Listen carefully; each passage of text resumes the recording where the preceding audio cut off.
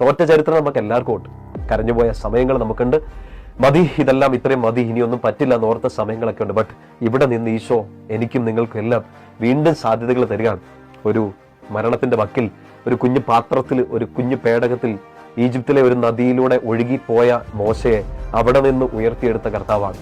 എല്ലാം തീർന്നു എന്ന് പറഞ്ഞ്, എല്ലാം നശിച്ചു എന്ന് പറഞ്ഞ് വെള്ളപ്പൊക്കം കണ്ട് നിൽക്കുന്ന നോഹയ്ക്ക് മുമ്പിൽ ഒരു മഴവില്ല് ഒരുക്കി കൊടുത്ത് വീണ്ടും അവസരം കൊടുത്ത കർത്താവാണ്. പാപം ചെയ്ത് വീണുപോയി അങ്ങനിക്ക് തന്ന പരിശുദ്ധൻ അഴിഞ്ഞു പോയോ സങ്കടപ്പെട്ട് നിൽക്കുന്ന ദാവീദിന്റെ മുമ്പിലേക്ക് വീണ്ടും അവസരം കൊടുത്ത കർത്താവാണ്. തള്ളിപ്പറഞ്ഞ പത്രോസിനെ വീണ്ടും സ്നേഹിച്ച ഈശോയാണ്. നശിപ്പിക്കാൻ നടന്ന പൗലോസിന് വീണ്ടും സ്നേഹം കൊടുത്ത ഈശോയാണ്.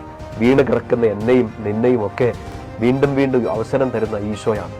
പോയി മുട്ടണം, പോയി ചോദിക്കണം, അന്വേഷിക്കണം.